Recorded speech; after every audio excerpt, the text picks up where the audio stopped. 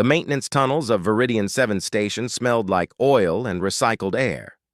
Taman walked quickly through the narrow passage, his boots making soft sounds on the metal floor. He had been a cargo hauler for 5 years now, and he knew all the shortcuts through this station. The main corridors charged fees for cart usage, but down here in the guts of the station, nobody cared if you walked through. His ship needed fuel and supplies. Another week of hauling grain containers from one boring planet to another boring planet. That was his life now. Quiet, simple, alone. Just the way he liked it after everything that had happened back on Earth. No complications, no attachments, just him, his ship, and the endless black between the stars. He turned a corner and stopped. There was a sound. Soft, like whimpering. Taman stood very still and listened. The sound came again. It was coming from behind a stack of old storage containers. Every instinct told him to keep walking. Other people's problems were not his problems. That was the rule out here in the frontier. You minded your business, you stayed alive. But the sound came again. It was a child. Or something that sounded like a child. Taman cursed under his breath. He walked toward the sound, moving carefully around the containers. What he found made him freeze. 2 small figures huddled together in the shadows. They were not human. Their skin had a pale blue tint, and faint markings on their faces glowed weakly in the dim light. The markings pulsed slowly, like a dying heartbeat. They wore torn, dirty clothing that might have been white once. Now it was gray with filth. The older one looked up at him with large eyes. The child's face was thin, too thin, starvation thin. The younger one was tucked behind the older one, shaking. Both children froze when they saw him, pressing back against the wall. The older child made a sound that might have been words in a language Taman did not know. The tone was clear, though. "Please don't hurt us." Taman raised his hands slowly, palms out. "Hey," he said softly. "It's okay. I'm not going to hurt you." The children did not understand his words, but they watched his movements. He crouched down slowly, making himself smaller, less threatening. He reached into his jacket and pulled out 2 ration bars. He always kept extra food on him, old habit from his military days. He held out the bars. The older child stared at them like they were made of gold. Taman set them on the ground and pushed them forward, then backed away a few steps. The older child looked at him, then at the food, then back at him.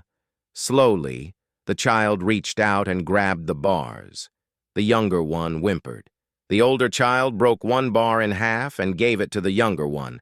They ate like animals, fast, desperate, like they had not eaten in days, maybe weeks. Taman felt something twist in his chest. He pulled out his water bottle and set it down too. The older child grabbed it and helped the younger one drink first, before taking any. Protective. This was a guardian, not just a sibling. Taman looked around the tunnel. How long had they been here? Where had they come from? He noticed marks on their arms. Burns. Systematic. Done by tools, not by accident. Someone had hurt these children on purpose. His jaw tightened. He had seen marks like that before on prisoners of war. These were restraint burns, torture marks. The older child finished eating and looked at him. The child pointed at itself.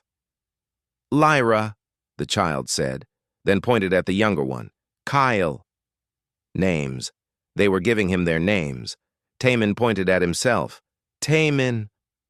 Lyra nodded. She said something else in that strange language. The glowing marks on her face pulsed a little brighter now. Kale peeked out from behind her, still scared but not shaking as much. The food had helped. Taman had no idea what to do next. He should walk away. He should forget he ever saw them. Aliens had their own problems, their own laws. Humans who interfered often ended up dead or worse. But he could not stop looking at those marks on their arms.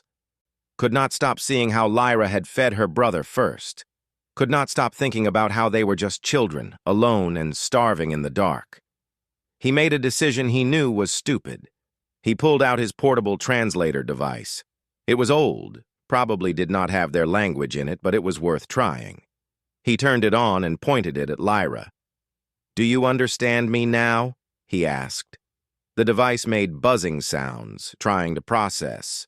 Lyra's eyes went wide. She spoke rapidly. The device buzzed and clicked.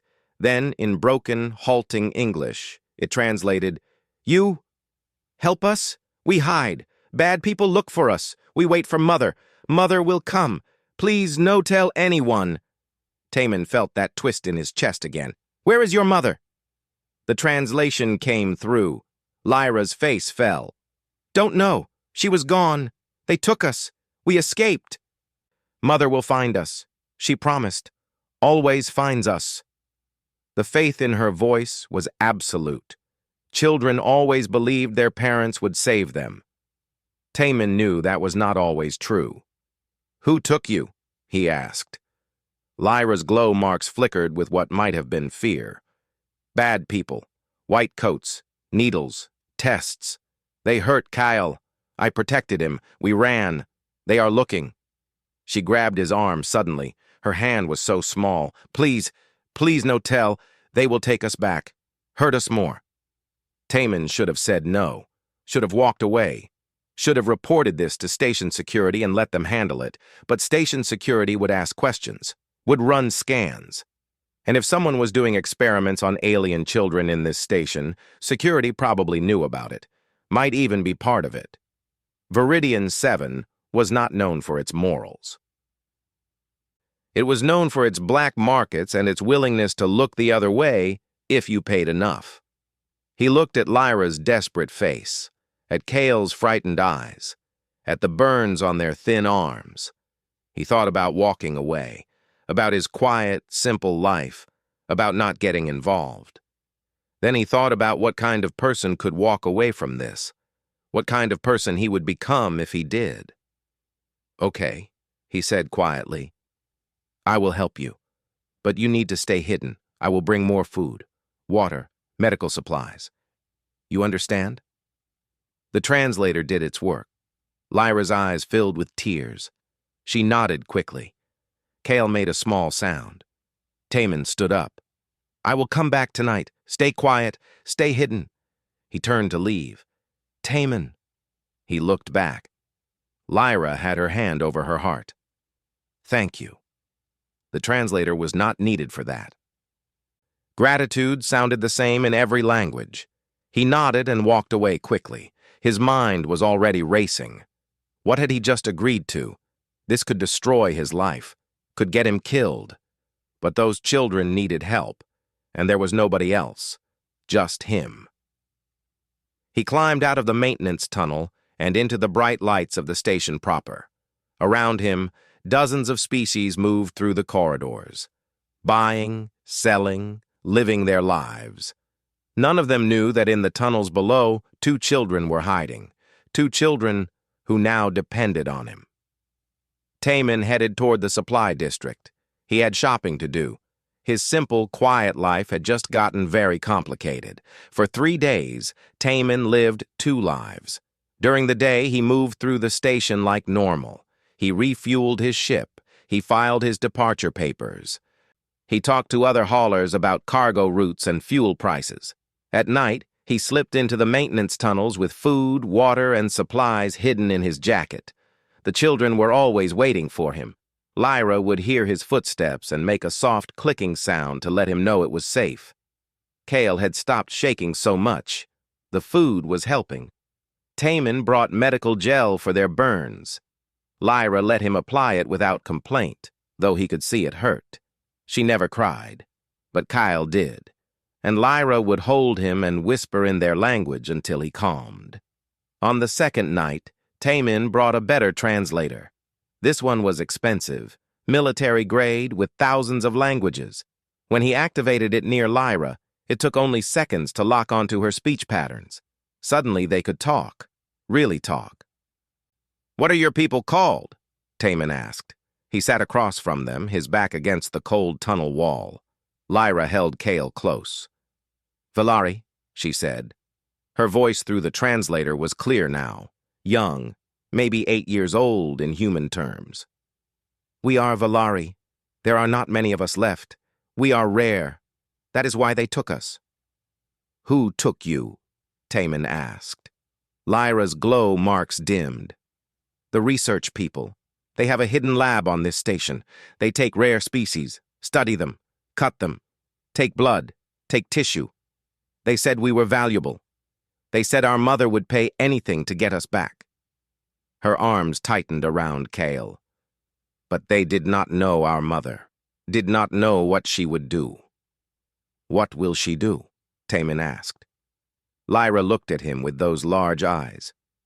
"She will burn worlds to find us. She will tear apart stars. She will end anyone who hurt us. She is coming. I know she is coming." The certainty in her voice was unshakable. Taman did not have the heart to tell her that sometimes parents did not come. Sometimes children waited and hoped and believed and nobody came. "Tell me about your mother," he said instead. Lyra's marks brightened. "She is beautiful. She is strong. She creates life. That is what Valari do. We make dead places into living places. We shape worlds. Mother has made more worlds than I can count. She is important, respected. When she finds out what happened, when she finds who took us—" Lyra trailed off. Kale whispered something. Lyra nodded. "Kale wants to know if you have children." Taman shook his head. "No. I am alone." Lyra tilted her head. "That is sad. Everyone should have family." He did not know what to say to that. His family was gone, had been gone for years. That was why he hauled cargo through empty space. No attachments meant no pain, but looking at these children, he felt something he had not felt in a long time. Purpose. On the third night, everything changed. Taman arrived at the usual time with food and fresh water, but Lyra was agitated. Her marks flickered rapidly. "What's wrong?" he asked. "They are searching," she said. "The research people. They know we are still on the station. They have security looking. They offered money. A lot of money. They showed our pictures to everyone." Taman's blood went cold. "How do you know?" Lyra pointed at Kyle. "He can feel things, emotions, thoughts if they are loud.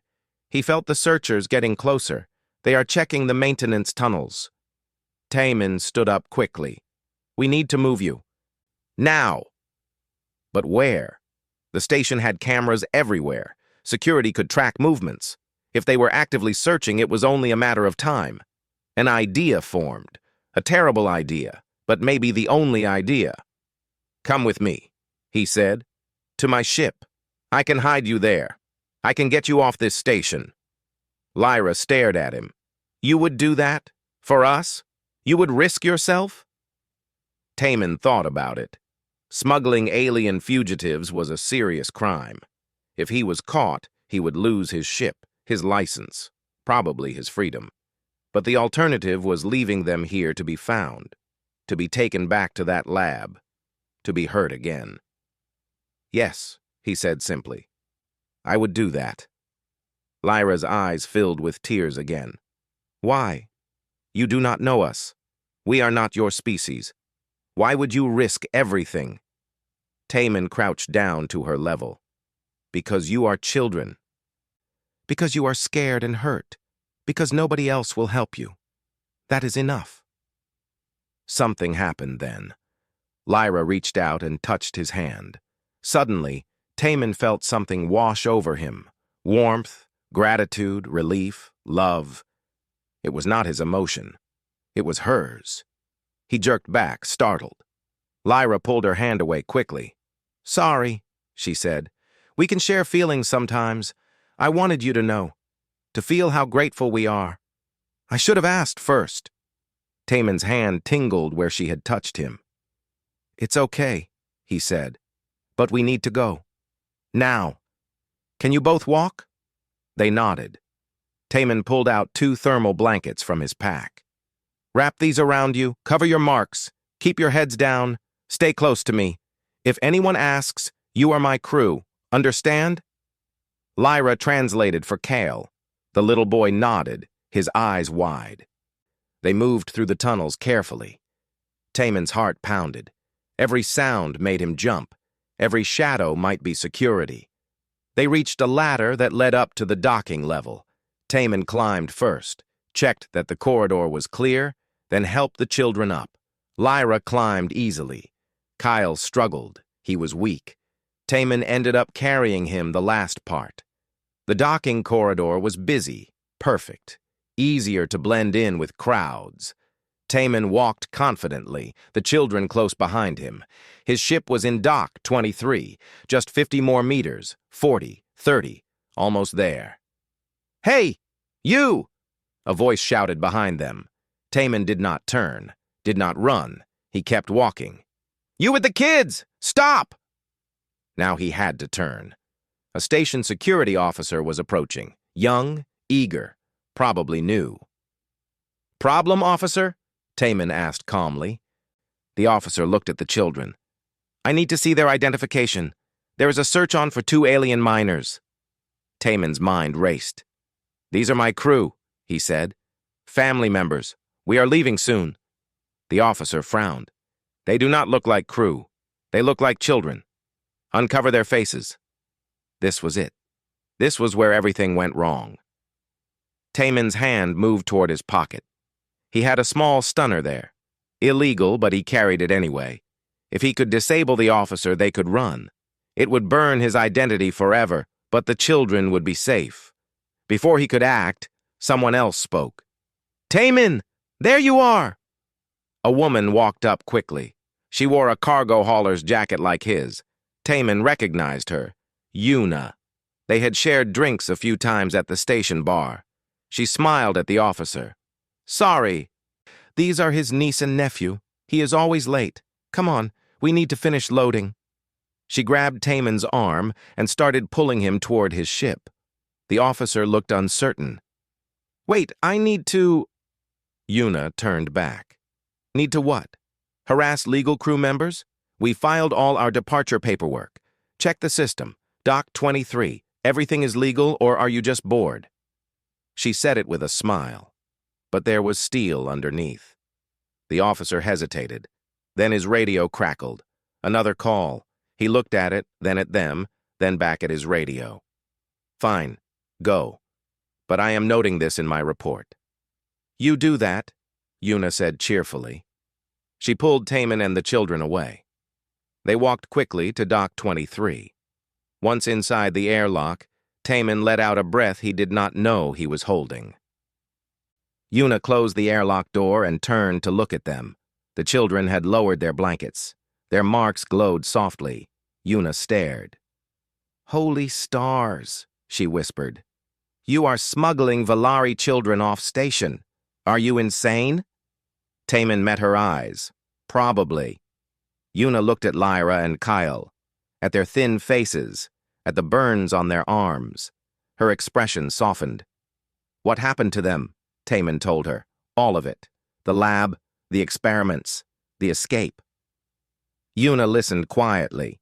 When he finished, she was quiet for a long moment. Then she sighed. "You are definitely insane, but I guess I am too now. What do you need?" "I need to get them off this station," Taemin said. "They are searching. It is only a matter of time before they lock down the docks." Yuna thought for a moment. "I can help. I have clearance to leave in 2 hours. I will create a distraction. A fuel leak alarm in the north docking bay. That will pull security away. You launch during the confusion. Head for human space. New Haven Colony is closest. They are good people there. They will help." Taemin nodded. "Thank you. I will not forget this." Yuna smiled sadly. "Just keep them safe. That is thanks enough." She left quickly. Taemin turned to the children. "We are going on a trip. A long trip. But you will be safe. I promise."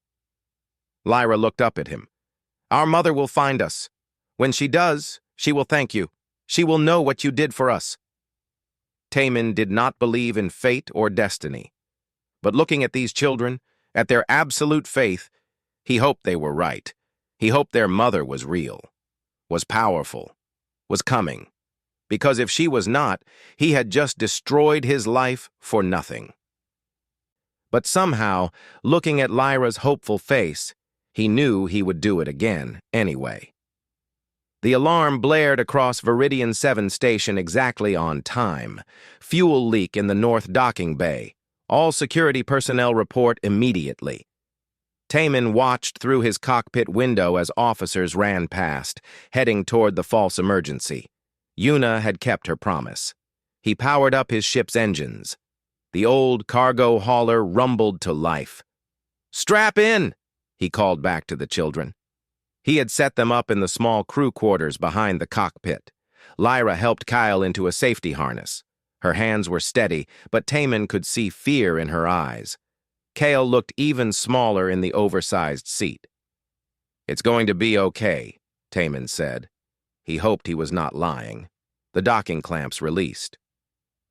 Taman pulled back on the controls and the ship lifted away from the station, slowly at first, then faster. The station grew smaller behind them. No alarms, no pursuit warnings. They had done it. He allowed himself a small breath of relief. Too soon. His console lit up with incoming messages. "Cargo ship departing dock 23. You are ordered to return immediately. Cut your engines and return to dock." The voice was official, cold, dangerous. Taman ignored it. He pushed the throttle forward. The ship accelerated.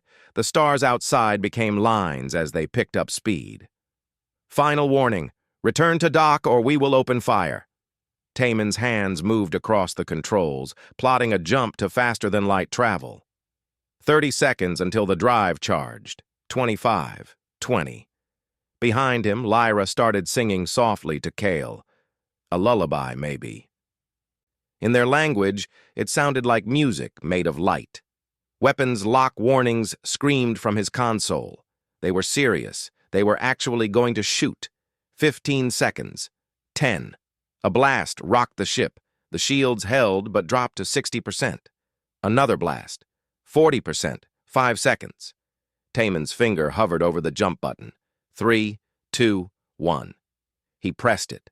The universe twisted. Colors that had no names streaked past the windows. The sensation of falling up and sideways at the same time. Then smoothness. They were in faster-than-light travel. Safe. For now. Taman slumped in his seat. His hands shook. He had never run from authorities before, never been shot at by station security. His old life was truly gone now. No going back. "Are we safe?" Lyra's voice came from behind him. Taman turned. Both children were pale. Kyle looked like he might be sick. "For now," Taman said. "It will take 3 weeks to reach New Haven. That's a human colony. They will help us there." Lyra nodded. She looked tired. So tired. "Can we sleep?" she asked. "Yes," Taman said. "Sleep. I will keep watch." The first week passed quietly. Taman taught the children how to move in zero gravity during engine maintenance. Kyle laughed for the first time when he floated upside down. The sound made Taman smile. Lyra helped him repair the shield generator that had been damaged during their escape. She was clever with machines. Her small fingers could reach places his could not. At night, they ate together in the small galley. Taman learned more about Valari culture. They valued family above everything. They believed in protecting the weak. They thought honor was more important than wealth. Lyra told stories about her mother, how she would sing to them, how she smelled like flowers that did not exist anymore, how she promised to always find them, no matter what. Kyle showed Taman his gift. The boy could sense emotions like colors. Taman's determination was blue. Lyra's love was gold. Fear was always gray. Kyle could also feel when someone was thinking about them specifically. "Like a tickle in my head," he explained through the translator. It was how they knew the research people were still looking. The tickle never stopped. On the 8th day, everything changed. Taman was sleeping when the proximity alarm woke him. He stumbled to the cockpit. His blood turned to ice. 3 ships were following them, military vessels, not station security. These were Kryn Dominion warships, heavy cruisers. His cargo hauler was a turtle compared to their speed. "How did they find us?" he whispered. But he knew. Kyle's tickle. Someone powerful wanted these children badly. Lyra came to the cockpit, Kale behind her. She saw the ships on the scanner and her marks dimmed completely. "They found us." Her voice was small, defeated. Taemon's mind raced. He could not outrun them. His ship had no weapons. The nearest human patrol route was 3 days away. These ships would catch him in less than 1 hour.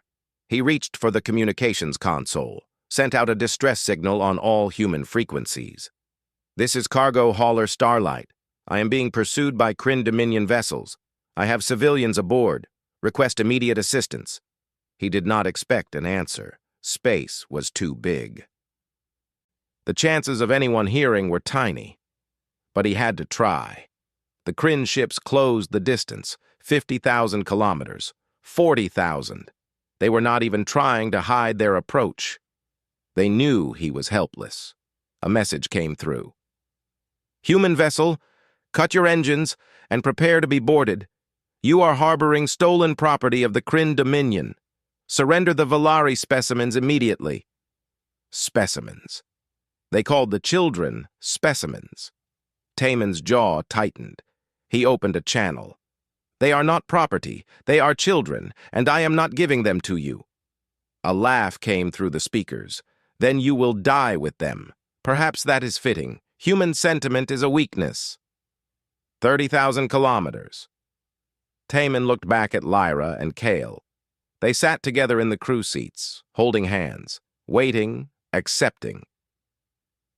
They had survived torture, survived escape, survived weeks of hiding, and now they would die in the cold dark of space because Taemon had not been smart enough, fast enough, strong enough to protect them. "I'm sorry," he said quietly. Lyra shook her head. "No, thank you. You tried. You cared. That is more than anyone else did. When we see our mother again, in whatever comes after, we will tell her about the human who was kind."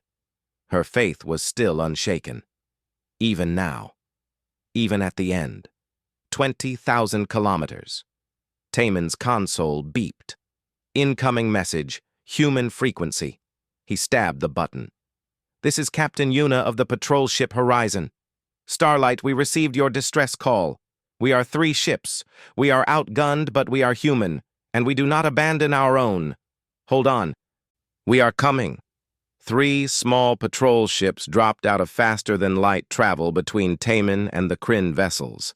They were tiny compared to the cruisers, like children standing up to adults. The Kryn commander's voice came through. "Human vessels withdraw. This does not concern you." Yuna's voice answered, cool, calm. "A human ship, human crew, human choice. That makes it our concern. You want those children? You go through us." The Kryn ships slowed, maybe surprised, maybe amused. Then they opened fire. The space battle was brief and brutal. The human patrol ships darted and weaved. They were faster, more agile. They used asteroids for cover. They fired hit-and-run attacks. But there were 3 Kryn cruisers and only 3 small patrol ships. One by one, the human ships took damage. The Horizon's port engine exploded. Another patrol ship lost shields completely. Taemon felt helpless. He could only watch, only wait. Yuna's voice came through again, tight with pain. "Starlight, run. We will hold them as long as we can. Get those kids to safety. That is an order."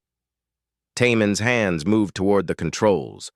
But before he could act, every screen in the cockpit went white. Pure white. Blinding. Then cleared. And there was a ship. A single ship where nothing had been seconds before. It was not built. It was grown. Organic curves and crystalline edges. It pulsed with light from within. Colors shifted across its surface like oil on water. It was beautiful. It was terrifying. It was impossible. Behind him, Taman heard a sound. He turned. Lyra was crying, but she was smiling. "Mother," she whispered. "Mother is here." The Kryn ships fired on the new arrival immediately. Full weapons, enough firepower to destroy a city. The blasts hit the organic ship and stopped. Simply stopped existing a meter from the hull, like reality itself refused to let them pass. A voice filled every speaker, every radio, every communication device in the system. It was not loud, but it was everywhere. Ancient, vast, infinite. "Return, my children." The Kryn commander tried to sound confident. "This vessel is in Kryn territory. You have no authority here. Surrender the Valari specimens or face consequences." Silence. Then the voice spoke again, this time colder. "I am Thera. I shaped the world you call home. I gave your ancestors air to breathe, and I can take it away. Return, my children. This is your only warning." The 3 Kryn cruisers turned and ran, engines screaming, desperate, terrified. They jumped to faster-than-light travel so quickly that one left pieces of its hull behind. And then there was silence. The organic ship moved closer. Taman's ship trembled even though nothing was touching it. Lyra unstrapped herself and ran to the cargo bay door. Kale followed. "Mother!" Lyra screamed. "Mother, we are here!" Taman stood on shaking legs, walked to the cargo bay, watched as light filled the space. Pure light that somehow did not hurt to look at. The light took form, became a figure. Tall, elegant, humanoid but clearly not human. Her skin seemed to shift between solid and transparent. Her eyes were stars, actual stars. Power radiated from her like heat from a sun. Lyra and Kale ran to her, crying. She knelt and wrapped her arms around them. "My babies," she said. Her voice was normal now, a mother's voice, broken with relief. "My precious babies, I searched so long. I am here now. You are safe." Taman stood frozen. This was Thera. This was the mother Lyra had spoken of with such faith. She was real. She was here, and she was something far beyond anything he had imagined. Thera looked up. Her star eyes met his human ones, and Taman felt seen, truly seen. Every moment of his life, every choice, every regret, every small kindness. She saw all of it. "You," she said softly, "you protected them. You fed them when they starved. You risked everything for those not your own." She stood, the children still clinging to her. She walked toward him. Each step made the air hum. "What is your name?" "Taman," he managed to say. His voice sounded tiny in comparison to hers. She stopped in front of him, looked down. "Taman, I am in your debt, and the debt of a world shaper is not given lightly." Taman could not speak, could barely breathe. Thera stood before him, and her presence filled every corner of the cargo bay. The air itself seemed to bend around her. She was matter and energy, solid and not, real and impossible. Behind her, Lyra and Kyle clung to her robes, their faces pressed against her. Safe. Finally, safe. "You do not need to fear me," Thera said. Her voice was gentler now, less vast, but Taman could still feel the power underneath, like standing next to a sleeping volcano. "You saved my children. That makes you precious to me. Come, let me see you properly." She reached out with one hand. Her fingers were long and elegant. They glowed faintly from within. Taman wanted to step back, wanted to run, but his feet would not move. He stood frozen as her hand touched his forehead. Warmth flooded through him. Not painful, not uncomfortable, just warm. And then he felt her in his mind, not reading thoughts, deeper than that. She was reading him, his heart, his soul, every memory, every moment. She saw his childhood on Earth, his time in the military, the friends he lost, the family that died, the loneliness that drove him to space, the emptiness he carried every day. She saw the moment he found Lyra and Kale in the tunnels, saw his hesitation, his fear, his decision to help anyway. She saw every trip he made to feed them, every risk he took. She saw him carrying them through the station, saw him ready to fight security, saw him take them onto his ship knowing what it would cost, and she saw him now, terrified, exhausted, but still standing between her and any possible threat to the children. Thera withdrew her hand. Tears ran down her face, actual tears. "You expected nothing," she said quietly. "You asked for no reward, no payment. You helped because they needed help, because they were children and you could not walk away. Do you know how rare that is? In all my thousands of years, I have seen species rise and fall. I have watched civilizations bloom and die, and genuine selflessness is the rarest thing in all the universe." Taemin found his voice.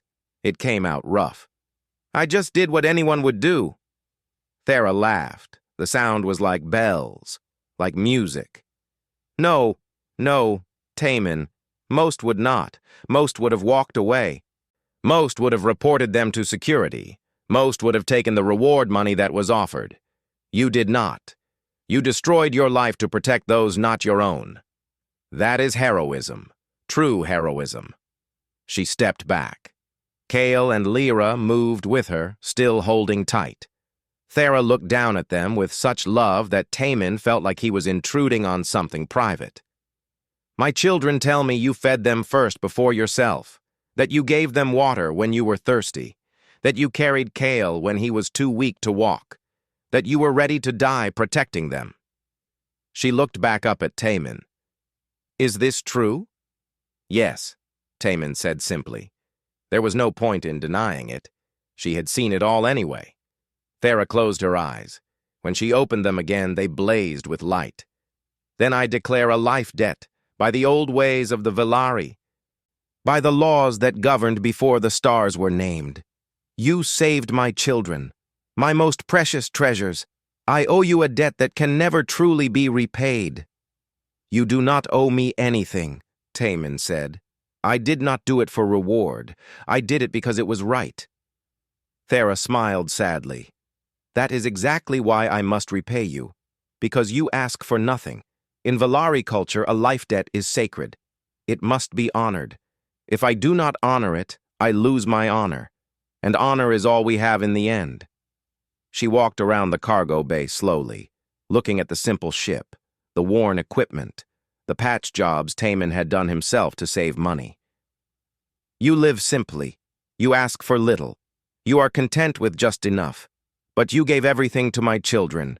That imbalance must be corrected. Tell me, Taemin, what do you want? I can give you wealth beyond measure. Planets, ships, power. I can extend your life to centuries. I can give you knowledge that would make you the greatest scientist of your species. Anything you desire is yours. You need only ask." Taemin thought about it. Really thought. He could ask for wealth. Never have to haul cargo again. He could ask for a better ship, a bigger crew. He could ask for answers to questions that had haunted him his whole life. But looking at Thera, at the being of pure power standing before him, he realized something. "I want nothing," he said finally. "Having enough is enough. I am content." The cargo bay went completely silent. Thera stared at him. Lyra and Kyle looked up at their mother, then at Taemin, then back. Finally, Thera spoke. Her voice shook. "You refuse? You refuse a boon from a world shaper?" Taemin shook his head. "I am not refusing. I am saying I do not need anything. Your children are safe. That is payment enough." Something happened to Thera then. The power that radiated from her seemed to flicker. She moved forward suddenly and did something Taemin never expected. She knelt. The being that had terrified Kryn warships, the entity that could reshape worlds. She knelt before a human cargo hauler. "You humble me," she said softly. You shame me. I have lived thousands of years. I have reshaped 40% of habitable worlds in this galaxy. I have been honored by emperors and feared by armies. And here stands a simple human who asks for nothing, who gives everything. And I have nothing he wants. Please stand up, Taman said, uncomfortable. You do not need to kneel. You do not need to give me anything. Thera stood slowly. But I must. A debt must be paid. Even if you will not name a price, I must pay it. She thought for a long moment. Then I will give you what you have already given my children: protection, safety, hope. She raised one hand. Light gathered around her fingers. I, Thera, world shaper of the Valari, declare that Taman of Earth is now kinkeeper, an honorary member of the Valari people. My children are his children. My family is his family. And all Valari will know him as one of us. She touched Taman's forehead again. He felt something settle into his skin, a mark. He could not see it, but he knew it was there. This mark will allow you to call for help if you are ever in danger. Any Valari who sees it will come to your aid. The light around her fingers grew brighter. More than that, I declare that Earth, homeworld of humanity, and all human colonies are now under Valari protection. Any who threaten humans threaten my children. Any who harm humans harm my family. Let this be known throughout the galaxy. The light exploded outward, not destructive, just bright. When it faded, Taman felt different, stronger somehow, like something fundamental had changed in him. What did you do? He asked. Thera smiled. It was tired, sad, but real. I extended your life. You will live for several centuries now instead of decades. I gave you a connection to all Valari. You will be able to sense us, and we you. And I made good on my promise. Your species is now protected. The word is spreading even now to every corner of the galaxy. Humanity is under the protection of a world shaper. None will dare harm them. Taman's mind reeled. Why? Why would you do that? I saved 2 children. That does not mean my entire species deserves your protection. Thera looked at him with those star eyes. Because if humanity can produce even one person like you, then humanity deserves a chance. Most species become cruel when they gain power. They take, they conquer, they destroy. But you had no power, no wealth, no strength. And still you chose compassion. That tells me something about your species. That tells me they are worth protecting. What if I am the exception? Taman asked. What if most humans are not like me? Thera tilted her head. Then at least there was one. And one is enough to give hope. Besides, you are not the only one. That patrol captain, Yuna, she risked her life and her ship to help you, to help my children. She did not know who I was, did not know what I could give. She helped because it was right. No, Taman, you are not alone. Your species has potential. They need only time to grow, and I will give them that time. Lyra tugged on her mother's robe, spoke in their language. Thera listened, then smiled. My daughter reminds me of something important. She says you were ready to die for them, that when the Kryn ships came, you did not try to bargain, did not offer to trade them for your life. You simply said no, and prepared to die. Thera's expression grew fierce. That kind of courage deserves to be rewarded, so I give you one more gift. She gestured to the wall. A panel opened that Taman had never seen before. Inside was a crystal. It pulsed with soft blue light. This is a Valari beacon. It is tied directly to me. If you are ever in mortal danger, break it. I will come. Instantly. Anywhere in the galaxy. I will come. She closed the panel. You saved my children. The least I can do is ensure no one can harm you. Taman felt overwhelmed. This is too much. I cannot accept all this. Thera stepped forward and put her hands on his shoulders. Up close, he could see that she was crying again. You can, and you will. because I cannot sleep knowing that the one who saved my children might be in danger, because I cannot rest until this debt is balanced. Please, Taman, let me give you this. Let me know you are safe. If not for yourself, then for them." She gestured to Lyra and Kale. Taman looked at the children. They were watching him with those large eyes. Kyle spoke for the first time since Thera arrived. His voice was tiny. "Please stay safe, Taman. You are my friend." Something in Taman's heart cracked. He nodded slowly. "Okay, I accept. Thank you." Thera's smile was radiant. "No, thank you. You gave me back my world, my reason for existing. You gave me back my children. There is no treasure in all the universe worth more than that." She stepped back. "I must take them now. Take them home. They need proper healing, proper rest. But you will see them again. The mark I gave you allows you to visit any time you wish. Just think of them, and touch the mark, and a portal will open. My home is your home now, always." She gathered Lyra and Kale close. "Say goodbye to Taman." Lyra ran forward and hugged his legs. "Thank you. Thank you for everything. We will never forget you." Kale hugged him too. "You are the bravest human I ever met." Taman crouched down and hugged them both. "Be safe, listen to your mother, and remember, you are stronger than you think." He let them go, watched as they ran back to Thera. The World Shaper raised her hand. Light filled the cargo bay again. When it faded, they were gone.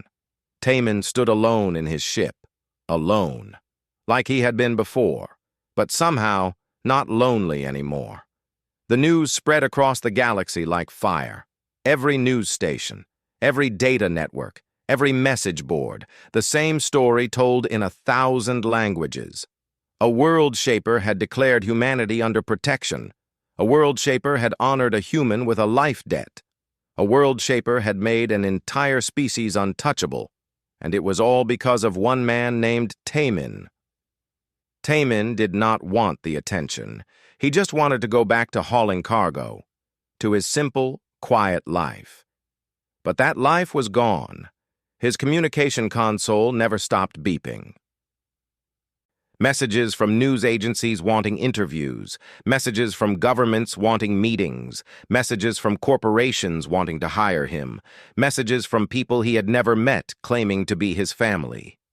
Captain Yuna's voice finally broke through the noise. "Taman, you there? Your ship still in one piece?" He had never been so glad to hear someone. "Yuna. Yes, I am here. Ship is fine, I am fine. How is the horizon?" There was a pause. "Damaged but repairable. We are limping back to New Haven. What happened after that ship appeared? All our instruments went crazy. We could not see anything." Taman told her. All of it. Thera, the life debt, the protection, the gifts. When he finished, there was a long silence. Then Yuna laughed. Actually laughed. "You saved 2 starving kids and accidentally made humanity one of the most protected species in the galaxy. That is the most human thing I have ever heard. Only humans would stumble into that kind of power through pure accidental kindness." "I did not stumble into anything," Taman protested. "I just helped some children." Yuna's voice turned serious. "I know. That is why it matters. That is why she gave you all that. You did not help them because you wanted something. You helped because they needed help, and apparently that is rare enough to be worth protecting an entire species. We are lucky, Taman. Lucky that you are who you are." After he closed the communication channel, Taman sat in his cockpit and thought. He touched his forehead where Thera had marked him. He could not see anything, but he felt it there. A warmth. A presence. He thought about Lyra and Kale, wondered if they were safe, if they were healing, if they thought about him. As if answering his thought, the mark tingled. A feeling washed over him. Safety, love, gratitude. He smiled. They were okay, and somehow he could feel it. 2 weeks later, Taman arrived at New Haven Colony. The docking controller's voice was nervous. "Cargo ship Starlight, please proceed to VIP Dock 7. The governor wants to meet you personally." Taman sighed. "Just give me a standard dock. I am not VIP." The controller laughed awkwardly. "Sir, you are under the protection of a world shaper. You are definitely VIP. Dock 7, please." The dock was too clean, too fancy. Taman's old cargo hauler looked out of place surrounded by luxury yachts and diplomatic vessels. As soon as he opened his airlock, a crowd was waiting. The governor, his staff, news cameras, security guards. Everyone wanted a piece of him. The governor stepped forward, a woman with perfect hair and an expensive suit. "Taman, welcome to New Haven. We are honored to have you here. Truly honored." "I just need to refuel and resupply," Taman said. He hated this, hated the cameras, hated the attention. The governor smiled too wide. "Of course. Everything is complimentary. Everything. And we would love to have you stay for a ceremony. We want to give you the key to the colony, make you an honorary citizen, show our appreciation for what you have done for humanity." "I did not do anything for humanity," Taman said. "I helped 2 children, that is all." A reporter pushed forward with a microphone. "But you have changed humanity's position in the galaxy. We went from minor species to protected status overnight. How does that feel?" Taman looked at the camera, at the bright lights, at the hungry faces waiting for a sound bite. "It feels like I want to be left alone." "Excuse me?"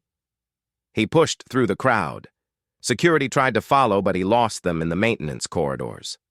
Old habits. He found a quiet bar in the lower levels of the colony, the kind of place where cargo haulers and dock workers drank, where nobody cared about your name or your story, just whether you could pay for your drink. He ordered something cheap and sat in a corner booth. "Mind if I join you?" Taman looked up. Yuna stood there, her arm in a medical sling.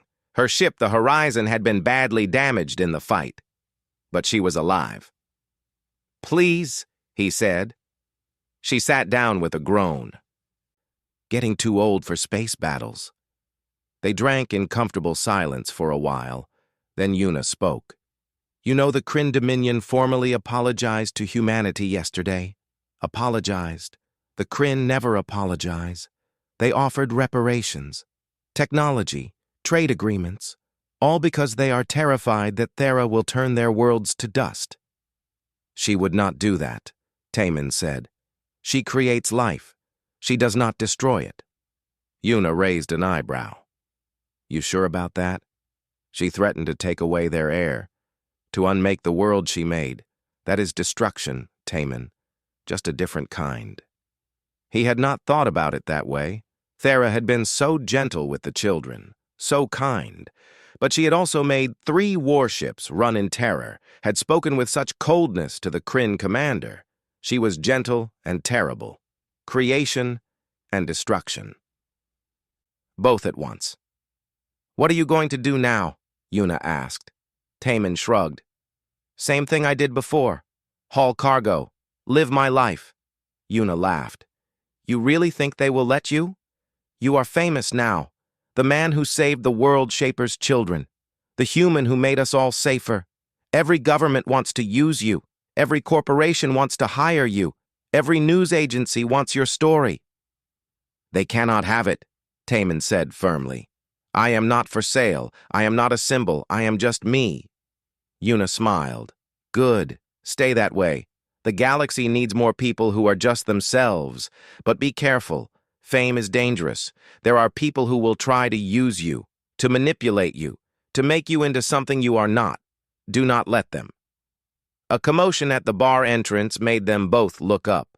Security had found him. The governor's people. News cameras. The quiet bar suddenly filled with noise and light. Taman stood up. "I need to leave, now." Yuna grabbed his arm. "My ship is in dock 42. Lower level. The passcode is 7739. Hide there until this blows over. I will cover for you. Taman squeezed her hand in thanks and slipped out the back entrance.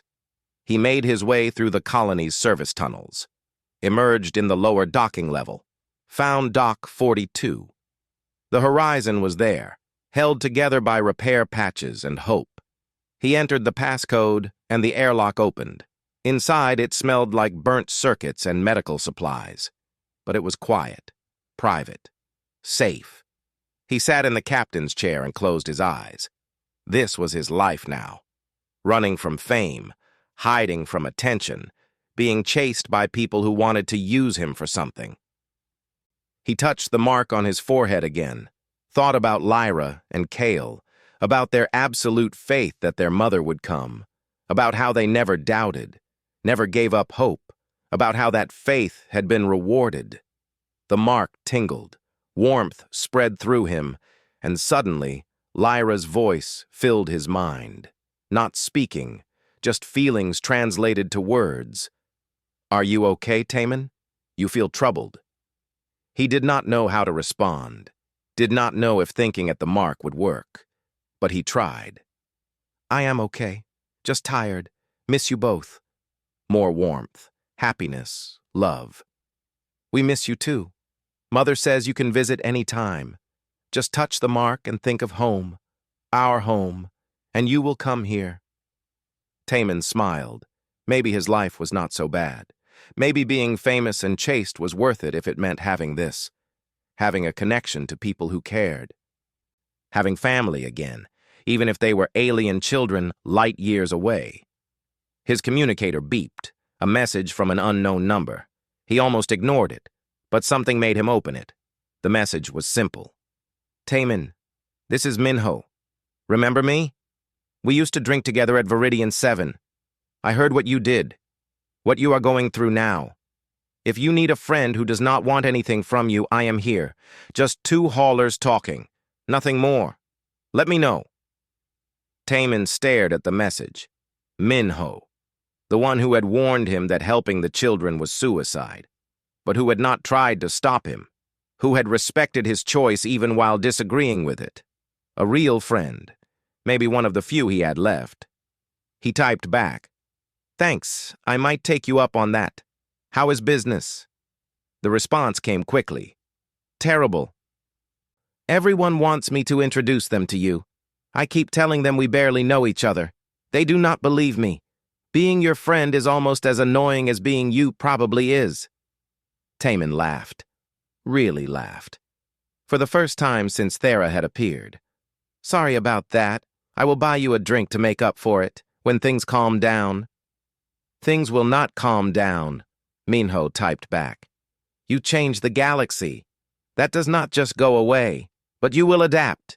Humans always do. That is our gift. We survive. We adapt. We keep going, even when we become famous by accident. Taman sat back in the captain's chair. Minho was right. Things would not go back to normal. His old life was gone. But maybe that was okay. Maybe change was not always bad. Maybe protecting humanity meant accepting that he was part of something bigger now. He thought about Thera's words, that if humanity could produce one person like him, they deserved a chance. He had never thought of himself as special. He was just a guy who helped some kids. But maybe that was what made it special, that he was ordinary, that any human could have done what he did. They just had to choose to. His communicator beeped again. More messages, more requests, more people wanting something. He turned it off, closed his eyes, and for the first time in weeks, he slept peacefully, knowing that somewhere in the galaxy, 2 children were safe, and that was enough. 3 months passed. Taman tried to return to his old life. He took cargo contracts, hauled supplies from colony to colony, kept his head down. But everything was different now. Everywhere he docked, people recognized him. They wanted autographs, pictures, stories. Some treated him like a hero. Others treated him like he was dangerous, like someone that close to a world shaper might explode at any moment. The cargo work changed, too. Before, he had struggled to find good contracts, had to bid against dozens of other haulers. Now everyone wanted to hire him, not because he was good at the job, but because having the kinkeeper transport your goods meant prestige, meant safety, meant that if pirates attacked, a world shaper might intervene. Taman hated it. He was not a commodity, not a weapon, not a shield. He was just a person trying to work. He was docked at a small mining station when his communicator buzzed. An urgent message from New Haven Colony. There had been an incident. A ship carrying refugees had been attacked by raiders.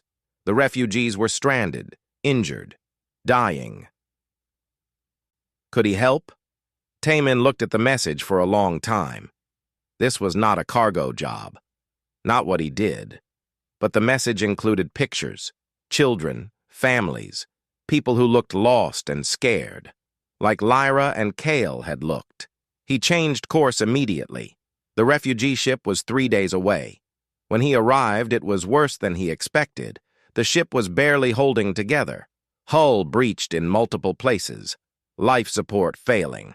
Taman docked carefully and opened his airlock. The smell hit him first. Unwashed bodies, fear, desperation. People crowded into his cargo bay. Humans and aliens mixed together. All of them refugees from a war Taman barely understood. There were too many. His ship was designed for cargo, not passengers. But he could not leave them. He distributed food, water, medical supplies. He gave them blankets. Let them sleep in every available space. His ship groaned under the weight. The life support system struggled to keep up with so many people. But they were alive, safe, and that mattered more than his comfort. A human woman approached him. She was thin, exhausted. She held a small child. "Thank you," she said. Her voice was rough. "We sent distress calls for days. Nobody answered. Nobody came, except you." Taman shook his head. Anyone would have helped. The woman laughed bitterly. "No, they would not have. We are refugees. We have no money, no value. People passed by our ship, scanned us, and kept going. You are the first person who stopped." That night, Taman could not sleep. He lay in his bunk and listened to the sounds of people breathing, families huddled together, children whispering, someone crying softly. He thought about the woman's words. Nobody else had stopped. Nobody else had cared. Just like with Lyra and Kale. People saw suffering and looked away because it was easier. Because it was not their problem. Because helping was dangerous or expensive or inconvenient. He touched the mark on his forehead. Warmth flooded through him. Lyra's presence filled his mind. "You are troubled again." Taman smiled in the dark. "I have a ship full of refugees. I do not know where to take them. The colony they were heading to does not want them anymore. Says they are full, but these people have nowhere else to go." Lyra was quiet for a moment. Then, "Mother says she can help. She can find them a world, a safe place, if you want." Taman's breath caught. She would do that? For people she does not know? He felt Lyra's confusion through the connection. Of course. That is what Valari do. We create places for life to grow. These people need a place. Mother can give them one. It is simple. But it was not simple. It was incredible. It was impossible. It was a world shaper offering to create a home for refugees because one human asked. Taman sat up. "Yes, please. If she can help, I would be grateful." The warmth intensified. "She says she already knows a place. A world she shaped long ago, but never colonized. It has water, air, plants, everything needed for life. She will guide you there, and she will make sure the refugees can stay as long as they need." 3 days later, Taman's ship dropped out of faster-than-light travel near a green and blue planet. It was beautiful, pristine, untouched. Clouds swirled over oceans, forests covered continents, the refugees crowded around the windows, staring. Someone started crying. "Is it real?" a child asked. "Is that for us?" Taemin's communicator activated. Thera's voice filled the ship, not vast and terrible like before. Gentle. Kind. "This world is called Haven's Rest. I made it 200 years ago. It was meant to be a place of peace, a place for those who had nowhere else to go. Take them down. Let them build. They will be safe here. I give you my word." The refugees wept. Some fell to their knees. Taemin felt overwhelmed. "Thank you," he managed to say. "Thank you for helping them." Thera's voice was soft. "You helped my children when nobody else would. This is nothing compared to that. Besides, creating places for life is what I do. It brings me joy. These people will be happy here, and that makes the universe a little better." Taemin spent a week helping the refugees settle. He made trips back and forth to nearby stations bringing supplies, tools, seeds, medicine. Other ships started arriving. News had spread that there was a safe world, that a world shaper had given refugees a home. More people came, more families, more lost souls looking for somewhere to belong. Haven's Rest grew from a handful of refugees to a thriving colony. Captain Yuna arrived with a transport full of supplies. "You started something," she said, standing next to Taemin on the new colony's landing pad. "Word is spreading about this place, about what you did. Other refugees are asking how to get here. Some governments are angry, say you are interfering in political matters. Others are grateful. Say you are solving a problem they did not want to deal with." Taemin watched children playing in the grass. Real grass. Under a real sun. "I did not start anything. Thera gave them this place. I just asked." Yuna shook her head. "You keep saying that. Keep acting like you are not important. But you are. You are the bridge, Taemin, between humans and Valari, between the powerful and the powerless. You make things possible that were not possible before." "I do not want to be a bridge," Taemin said. "I just want to help when I can." Yuna smiled. "That is exactly why you are a good bridge. You do not want power. You just want to help. That makes people trust you. Both sides. The refugees trust you because you saved them. Thera trusts you because you saved her children. You are in a unique position. You could do a lot of good." Taemin thought about it. He had been trying to go back to his old life, to haul cargo and be alone and not get involved. But that life was gone. Maybe it had been gone since the moment he found Lyra and Kale.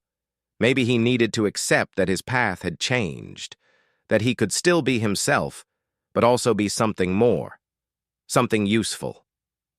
"What are you suggesting?" he asked. Yuna crossed her arms. "Start something official, a rescue operation, for people like these refugees, people who fall through the cracks, people nobody else will help. You have resources now. You have Thera's support. You have my support. Use it. Make a difference, not for fame, not for money, just because it is right." The idea took root in his mind. A rescue operation, helping those who needed help. It was what he had always done anyway, but now he could do it bigger, better, more organized. He could find the lost children, the stranded ships, the forgotten people, and he could save them, one by one, the same way he saved Lyra and Kale. "Okay," he said finally, "but I do it my way. No governments, no corporations, no politics, just help, pure and simple." Yuna grinned. "I would not have it any other way. I am in, and I know others who will join too. Good people, people who care. We can build something real here." Over the next month, they did exactly that. Taemin, Yuna, and a small crew of volunteers started what they called the Haven Initiative. They rescued stranded ships, helped refugees, found homes for the displaced. Thera provided worlds when needed, Other Valari started helping too, creating safe zones, protecting vulnerable populations. The initiative grew slowly but steadily. Not everyone was happy about it. Some governments accused Taman of undermining their authority. Some corporations complained that he was interfering with profitable situations. Pirates and raiders found their prey suddenly protected. They put bounties on his head, threatened him. But whenever danger came close, the mark on his forehead would activate. Valari would appear. The threats would disappear. Nobody wanted to anger a world shaper. Taman stood on the bridge of his ship, now modified to carry people instead of just cargo. Minho had joined the crew. So had several former refugees who wanted to give back. They were heading toward a distress signal. Another ship in trouble. Another group of people who needed help. "You know," Minho said from the navigator's seat, "when I warned you that helping those children was suicide, I did not expect you to turn it into a career." Taman laughed. "Neither did I. But here we are." Minho smiled. "Here we are. Saving the galaxy one lost ship at a time. Could be worse ways to live." The distress signal grew stronger. Taman prepared to drop out of faster-than-light travel. "Could be worse," he agreed. "Could be a lot worse." Through his connection to Lyra and Kale, he felt their approval, their pride, their love. They were proud of what he was doing, proud of the person he was becoming. And somewhere in the vast darkness between stars, Thera watched over them all. The world shaper who protected humanity because one human had shown compassion. The ancient being who created worlds and gave hope to the hopeless. Taman's ship dropped back into normal space. A damaged vessel floated ahead. Life signs detected. People waiting, hoping, believing someone would come. And someone had. Taman smiled and opened a communication channel. "This is the Haven Initiative. We received your distress call. Hold on. We are coming to help." Because that was what he did now. What he would always do. Help when nobody else would. Save those nobody else could. Be the person who stopped instead of passing by. His old life was gone. But this new life, this new path, felt right. Felt like home.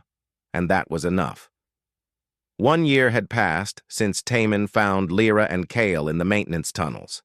The Haven Initiative now had 12 ships, over 100 volunteers. They had rescued thousands of people, established 6 new refugee colonies with Thera's help. The galaxy was changing, slowly, but changing. Other species started their own rescue operations, inspired by what humans were doing, inspired by the idea that helping others mattered more than profit. Taman was reviewing supply reports when his communicator buzzed. An urgent message from Una. "We have a situation. Big one. There is a Kryn Dominion research facility, same one that held Lyra and Kale. It is still operating, still taking people. We got word that they have children there now. Valari children." Taman's blood went cold. "How many?" Una's voice was grim. "At least 6. Maybe more. The facility is heavily guarded, military-grade defenses. We cannot just walk in." Taman stood up. "Where?" Una sent the coordinates. "A remote system, far from major trade routes. Perfect place to hide illegal operations." "I am gathering the fleet," Una said. "But even with all our ships, we are outgunned. This is not a rescue. This is a military operation. We need help." Taman touched the mark on his forehead. Immediately, warmth flooded through him. Lyra's presence filled his mind. "Taman, you are afraid. What is wrong?" He told her. About the facility, about the children, about how it was still operating after all this time. Lyra's response was sharp, angry.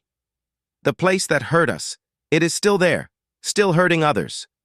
Then quieter. "Mother will want to know. Will you tell her, or should I?" Taman took a breath.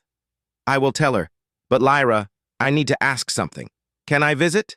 Can I see you and Kyle? Before we do this, I want to see you both."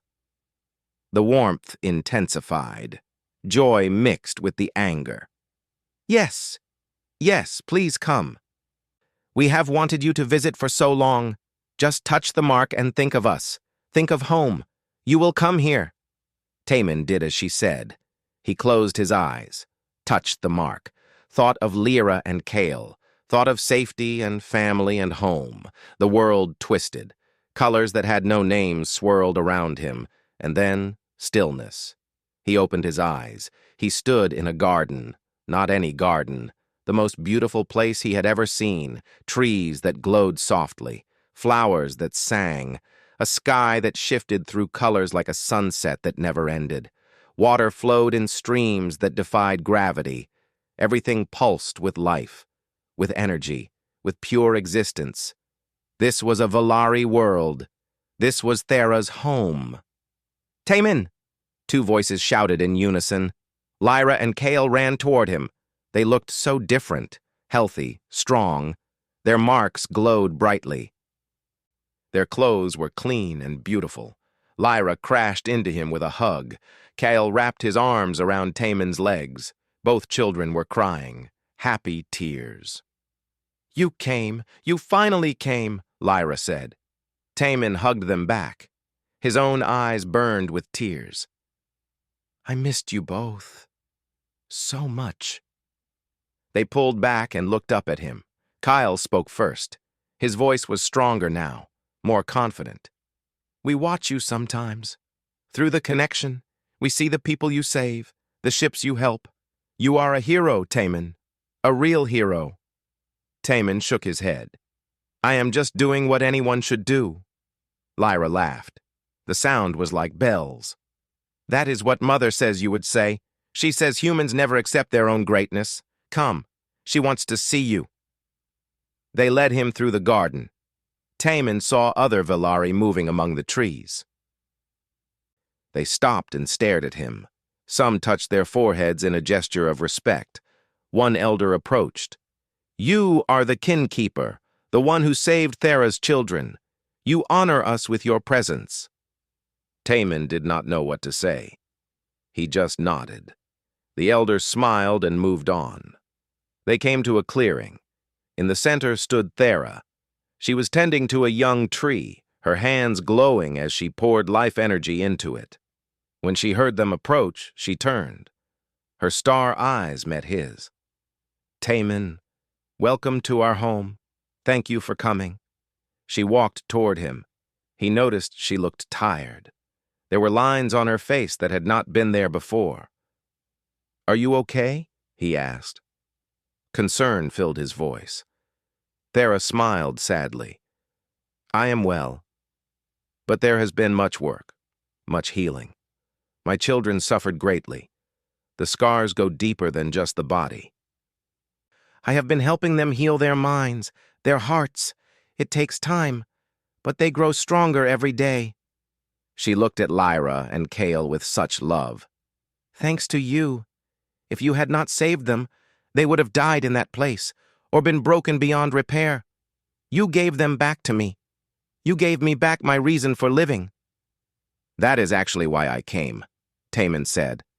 The facility where they were held, it is still operating. They have more Valari children, maybe others too. We want to rescue them, but we need help. We need you. Thera's expression changed. The tired lines vanished. Power radiated from her suddenly. The air itself seemed to vibrate. Show me. Taman pulled out his portable display, showed her the coordinates, the intelligence reports, the facility layout. Thera studied it all. Her eyes grew colder with each image. This place, she said quietly, this place has caused so much suffering, so much pain, not just to my children, to hundreds, maybe thousands. For what? For science? For profit? For the cruelty of it? She looked at Taman. You want to rescue the children there. I want to erase this place from existence. Can we do both? Taman nodded. That is the plan. Get the children out safely. Then you do what you need to do. Thera turned to Lyra and Kyle. Do you want to come? Do you want to see this place destroyed? Lyra nodded immediately. Kale hesitated, then nodded too. Thera looked back at Taman. Then we go together. The Kinkeeper and the World Shaper. The human who saves and the Valari who creates. Let us show them what happens when you hurt children, when you choose cruelty over compassion. The journey took only minutes. Thera's ship moved through space in ways that defied physics. One moment they were in the garden world. The next, they were approaching the research facility. Yuna's fleet was already there, holding position. When Thera's ship appeared, every sensor in the system went haywire. Yuna's voice came through the communicator. "What is that? Please tell me that is friendly." "It is Thera," Taman said. "She is here to help." A pause. Then Yuna laughed. "Of course she is. Why not? This rescue operation just became the most overpowered military action in galactic history. The facility does not stand a chance." She was right. The research facility tried to contact them, tried to threaten, tried to bargain. Thera ignored all of it. She simply reached out with her power, and the facility's shields stopped working. Just stopped. Like they never existed. "Go," Thera said to Taman. "Save them. I will make sure nothing interferes." Taman's ship, along with Yuna's fleet, moved in. They breached the facility hull in multiple places. Rescue teams poured in. The guards tried to fight, but they were overwhelmed, not by violence, by sheer determination, by people who remembered what it felt like to be helpless, who would not let anyone suffer like they had suffered. Taman found the holding cells. They were exactly like Lyra had described, cold, sterile, cruel, children of multiple species huddled in corners, scared, starving, tortured, 6 Valari children, 3 human children, 2 from species Taman did not recognize, all of them with the same marks, the same burns, the same haunted eyes. "It is okay," Taman said softly. "We are here to help." "You are safe now." One of the Valari children stared at him. "You are lying. Nobody helps. Nobody cares." The voice was flat, dead. This child had given up hope. Taman crouched down. "I know someone who cares. Someone who has been looking for you. Can I show you something?" The child nodded slowly. Taman activated his communicator. "Thera, can you come here?" Light filled the room. Thera materialized. The children gasped. The dead-eyed Valari child started crying. "Auntie Thera? Is it really you?" Thera knelt and gathered all the Valari children into her arms. "I am here. I am so sorry I did not find you sooner. But you are safe now. All of you are safe." She looked at the human children and the other species. "All of you. I will personally make sure you have homes, family, everything you need to heal." The rescue took hours. They found more prisoners than expected, adults too, scientists who had refused to participate and been imprisoned, guards who had tried to help prisoners and been punished. By the end, they had saved over 200 individuals, 200 lives that would have been lost or destroyed. The fleet prepared to leave, to take everyone to safety. Taman stood next to Thera in the facility's control room. "What will you do with this place?" he asked. Thera's eyes blazed. "Watch!" She raised her hands. Power flowed from her, pure creation energy, but directed inward, destructive. The facility began to break apart, not exploding, unmaking. The walls dissolved into atoms. The equipment turned to dust. The torture devices simply ceased to exist. In minutes, the entire massive station was gone. Nothing left but empty space and bad memories. "It is done," Thera said. "This place will hurt no one ever again." They returned to Thera's world. The rescued children were brought to the garden. Healers tended to them. Families began the process of reconnecting with lost members. Taman watched it all and felt that familiar warmth in his chest. The feeling he got when he knew he did something right. Lyra and Kale stood with him. They looked older somehow, more serious. "Thank you for bringing Mother," Lyra said. Those children needed her, needed to know that someone powerful cared about them. They needed to know they mattered, Kyle added, that they were not just specimens, not just things to be used. They needed to know they were valuable, important, loved. Taman nodded. Everyone needs to know that. That is why we do this work, not just to save bodies, but to save hope. To show people they matter. Thera approached them. You should stay, she said to Taman. Rest here for a while. The garden heals more than just the body. It heals the spirit, too. And you, Kinkeeper, have been working hard for a year. You have earned peace. Taman thought about it. He did feel tired, worn down. He had been running from crisis to crisis for months. Maybe rest would be good. Okay, he said. A few days, then back to work. Those few days turned into a week, then 2 weeks. Taman learned about Valari culture, their history, their beliefs. He trained with their healers, learned to sense life energy, to understand the connections between all living things. Lyra and Kale were his guides, his teachers, his family. He realized that he loved them, not just as children he saved, but as true family, as if they were his own. On his last night, they sat together under the shifting sky. I have to go back, Taman said. There are more people who need help, more rescues, more work to do. Lyra nodded. We know. That is who you are, the one who helps, the one who cares. But promise you will visit again. Promise you will not forget us. Never, Taman said fiercely. I could never forget you. You changed my life, gave me purpose, showed me that one person can make a difference. Kale hugged him. You showed us the same thing. Showed us that not everyone is cruel, that some people choose kindness even when it is hard, even when it costs them everything. Thera joined them, sat down in the grass. The galaxy is better because you exist, Taman. Humanity is better. You have shown that compassion is not weakness, that helping others is not foolish. You have changed how people see humans, how they see themselves. That is a gift beyond measure. Taman looked at the three of them, his family, his purpose, his home. I was just a cargo hauler, he said, just someone passing through. I did not set out to change anything. I just saw children who needed help. Thera smiled. That is exactly why you changed everything.